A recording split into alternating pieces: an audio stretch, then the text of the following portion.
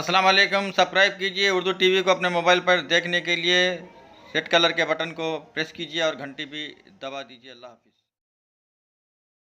अस्सलाम वालेकुम रहमतुल्लाहि बरकातुहू। नाज़रीन, आप देख रहे हैं उर्दू टीवी तेलंगाना न्यूज़ चैनल। मैं हूं आपके सामने रफ़ीक नूरी, सीनियर जर्नलिस्ट।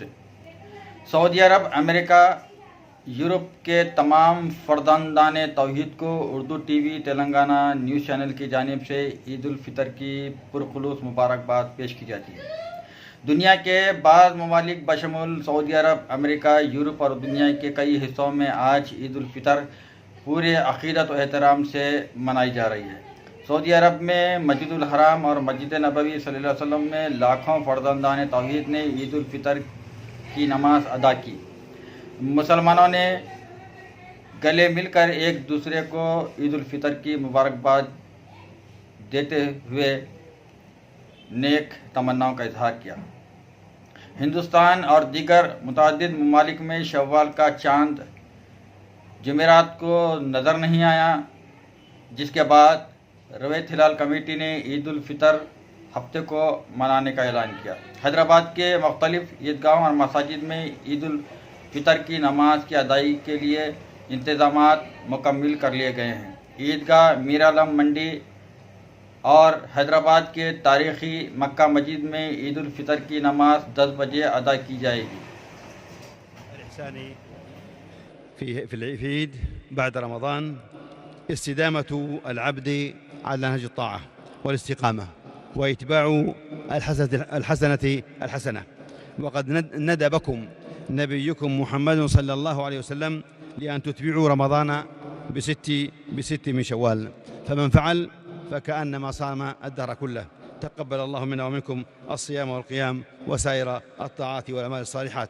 الله أكبر ما أنعم ربنا من الفضل والخيرات، والله أكبر ما أفاض من الآلاء والبركات. هذا وصلوا وسلموا على الرحمة المهداة والنعمة المسداة نبيكم محمد رسول الله، فقد أمركم بذلك ربكم، فقال عز قائلا عليما: إن الله وملائكته يصلون على النبي يا أيها الذين آمنوا صلوا عليه وسلموا تسليما. اللهم صل وسلم وبارك على عبدك ورسولك نبينا محمد وعلى آله وأزواجه وذريته، وارض اللهم عن الخلفاء الراشدين الأربعة أبي بكر وعمر وعثمان وعلي، وعن سائر الصحابة أجمعين والتابعين ومن تبعهم بإحسان إلى يوم الدين، وعنا معهم بعفوك وجودك يا أكرم الأكرمين. اللهم أعز الإسلام والمسلمين، اللهم أعز الإسلام والمسلمين، اللهم أعز الإسلام والمسلمين، وأذل الشرك والمشركين، واحمي حوزة الدين، وانصر عبادك المؤمنين، واخذل الطغاة والملاحدة وسائر أعداء الدين. اللهم انصر دينك وكتابك وسنة نبيك وعبادك الصالحين. اللهم آمنا في أوطاننا، اللهم آمنا في أوطاننا، وأصلح أئمتنا وولاة أمورنا، واجعل ولايتنا في من خافك واتقاك واتبع رضاك يا رب العالمين. اللهم أيد بالحق والتوفيق والتسديد إمامنا وولي أمرنا، ووفقه لما تحب وترضى، وفقه لما تحب وترضى، وخذ بناصيته البر والتقوى، وارزقه البطانة الصالحة، وأعز به دينك، وأعلي به كلمتك، واجعله نصرة للإسلام والمسلمين، واجمع به كلمة المسلمين على الحق والهدى. اللهم وفقه وولي عهده وإخوانه وأعوانه للحق والهدى وكل ما فيه صلاح العباد والبلاد. اللهم وفق ولاة أمور المسلمين للعمل بكتابك وبسنة نبيك محمد صلى الله عليه وسلم، واجعلهم رحمة لعبادك المؤمنين، واجمع كلمتهم على الحق والهدى يا رب العالمين. اللهم وابرم لأمة الإسلام أمر رشد يعز فيه أهل الطاعة، ويهدى فيه المعصية، ويؤمر فيه بالمعروف، وينهى فيه عن المنكر، إنك على كل شيء قدير.